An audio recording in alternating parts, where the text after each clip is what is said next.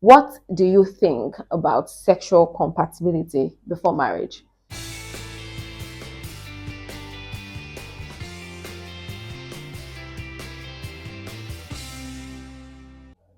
Hi guys, welcome to another episode of Dose of Iron. Now, this is going to be an interesting topic. I've been wanting to talk about this topic for a while, but there are some topics that I usually feel like if you're not married, you shouldn't talk about. But you know what? I'll just talk about it. Whatever anyone has to say, that's their cup of tea. So, what is this trend of before you buy a thing, you need to test it?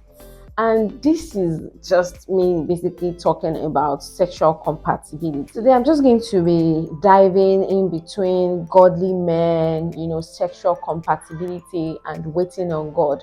Just basically, I'll be touching on all of this topic. I'm talking as a Christian, and from the Christian perspective, you don't have to agree with everything I say. As a single lady, I have standards, I have, like things I want in a partner or things I'm looking out for in a partner. But then I see that, the trend now is young people, you meet someone and the next thing is, let's check.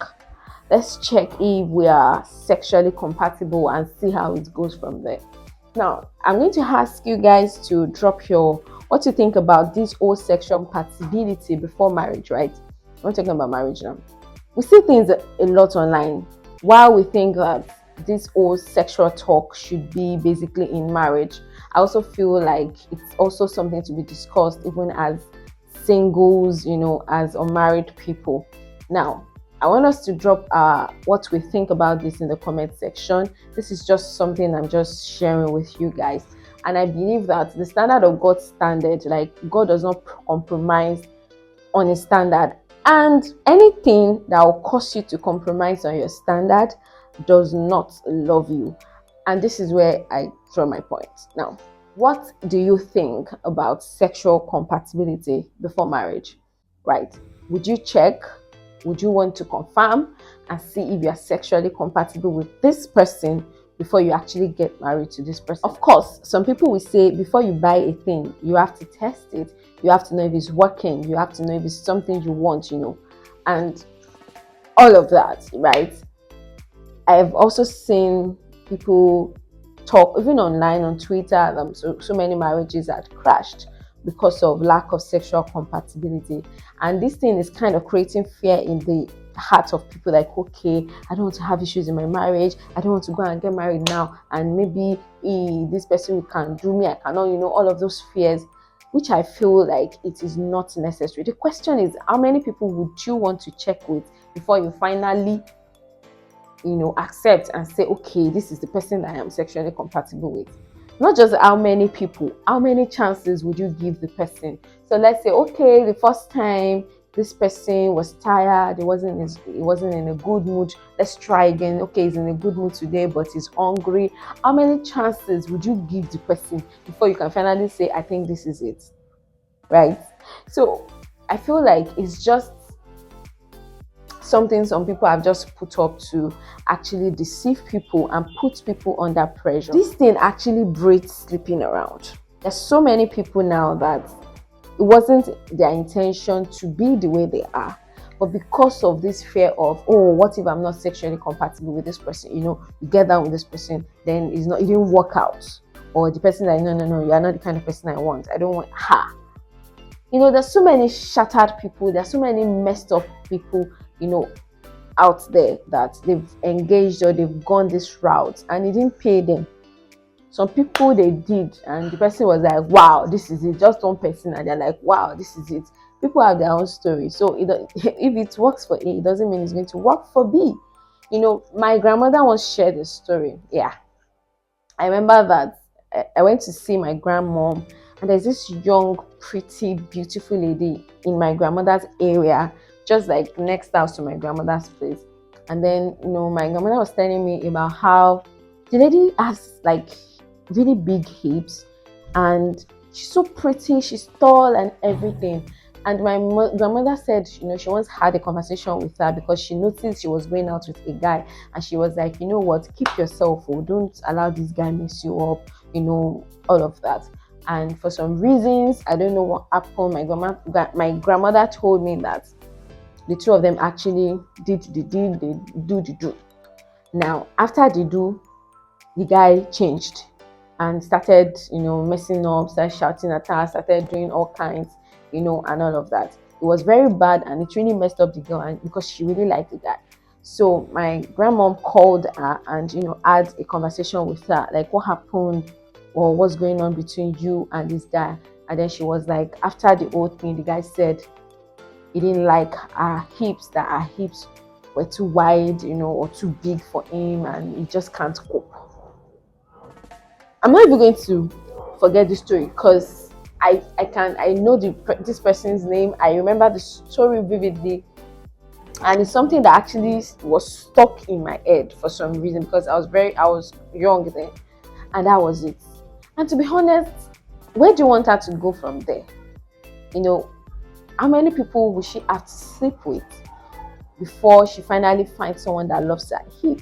What if the next person, and it's actually very dicey. It's not so dicey actually. It is not so, it is straightforward. I believe sexual compatibility before relationship is not necessary, because what matters is the person's value, the core of the person, the faith of the person, the genuineness of the person. Because while this is very essential, right, and all of these are very important, it doesn't actually define the whole of a relationship. There are so many things that are more important, right? This is actually important. I'm not saying it's not important, but there's so many other things that we have to actually look for. There's so many compatibility that we have to check. Is this person a Christian? What are this person's core values? All of these things, the genuineness, the faith, the Christian walk, all of these things are important, right? I once saw a video on YouTube when someone said that while he believed that sexual compatibility can be worked on, someone's character might not be worked on, because this is an adult, this is someone that has grown over the years and cultivated the kind of person he wants to be. It's a lot of work. While sex is good and important, relationships should not absolutely be based on it. So about this whole sexual compatibility thing, it's a standard set by the society. It's not a standard set by God. And so when things go wrong or when it goes south, people will not help you. People will even blame you that, what are you two looking for? The person is just sleeping around. You won't tell people that, oh, I'm just checking if we are compatible. At the end of the day, for most of all our messes, we have to go to God. So why not follow a standard, or why not follow, and do it God's way, so that when things arises, we can always go to Him for help with our full chest, right? I believe I'm saying something. If we do it God's way, sexual compatibility will not matter at the end of the day. Now I'm going to talk about godly men. Like, are they scarce? Where are the godly men? Men of valor, where art thou? To be honest, if you go on Bella Naija, you're going to see a lot of ladies, and I'm like, God, why are there so many single ladies? Like, we are so many. While I believe there are a lot of single ladies, I also believe there are a lot of single men. Now, where is the connection? There are a lot of eligible bachelors, like godly, cool, comfortable, doing well, and all of that out there, who are also looking for Sister Glory. There has just not been a way to connect, and maybe we are looking in the wrong places. To be honest, a lot of people feel like the only place they can see godly men is in the church, but I don't think so. While I believe that, I actually don't think it's 100% correct, because I also feel like there are so many sick people. There are so many people who are in church to be healed, or they're in church for one thing or the other, and just don't assume that all the men in church are all Christian or godly. No, it doesn't work like that. You can meet godly men in workplaces, you can meet them in events, you can meet them, in different places outside in supermarket. It is not limited to church. And that's the mistake I feel a lot of people are making. You don't have to go to church to meet them. They are everywhere. Just like if you are a godly person, you go out, you do things, you can meet anybody anywhere. I feel like godly men are not scarce.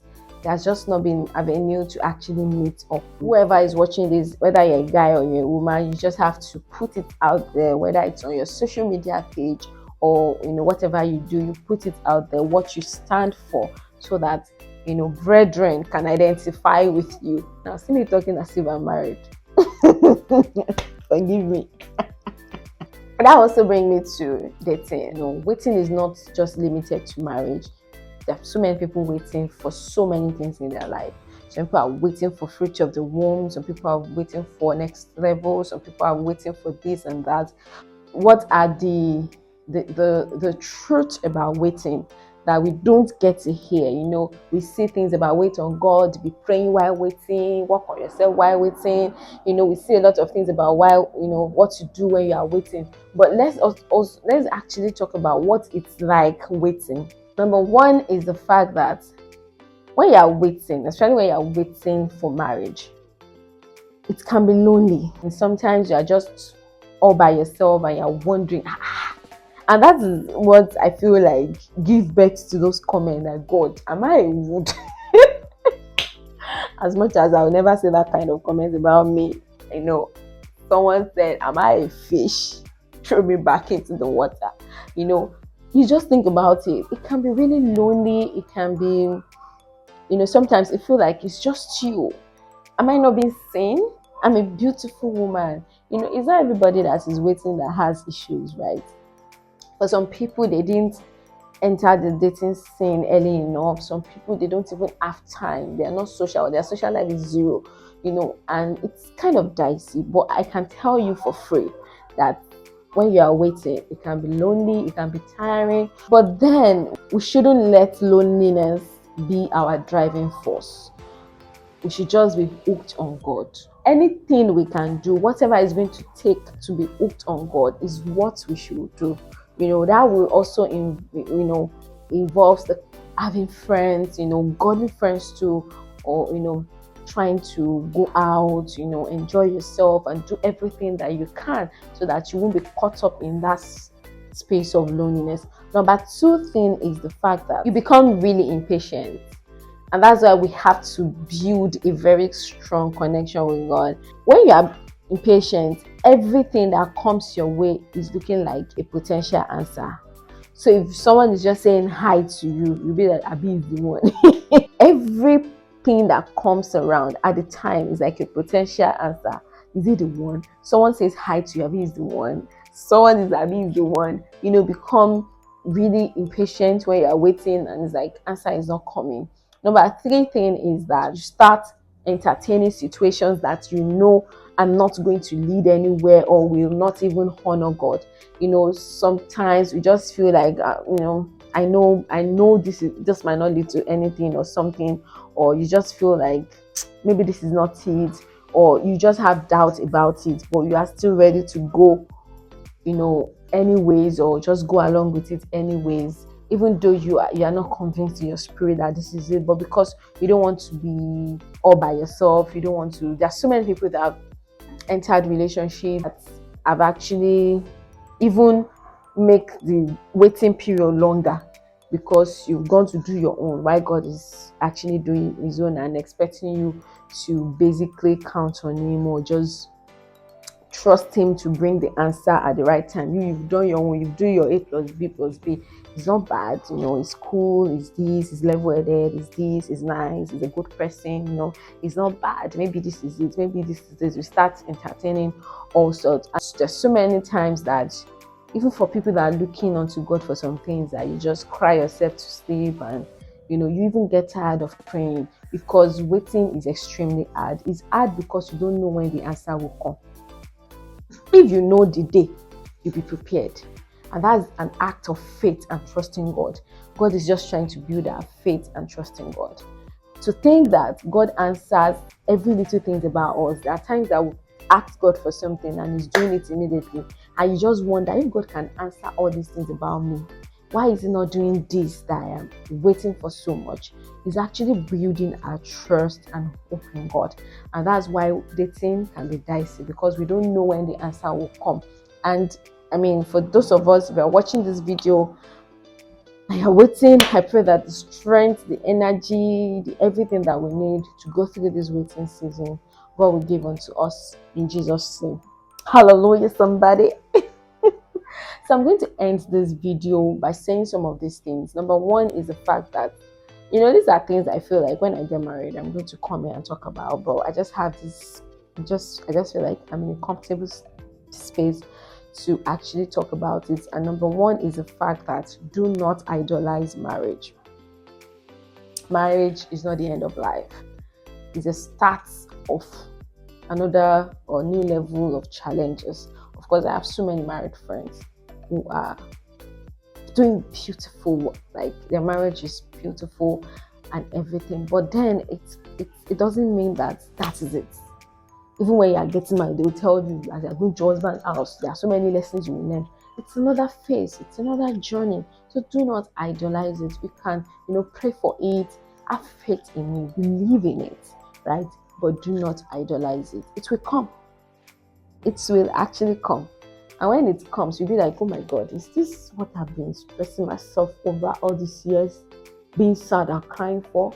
Create an environment where you enjoy your singleness. And that is one thing I'm extremely intentional about. Enjoy every day, every minute, every hour you are spending as a single person. Enjoy it. Create an enabling environment for you. Beautify your space. Create the space you want. Go out. Do everything that you want to do. Because at the end of the day, when it happens, it has happened. I was going through a comment. I saw a content on YouTube, and I was going through the comment, and I see some married men saying, oh, marriage is beautiful, but sometimes all the times they were using to cry and lamenting and saying, when my husband come, if they had used those times to even enjoy themselves, knowing fully well that it will actually come, because it will actually come. I'm going to be signing out today. I hope you enjoyed this video.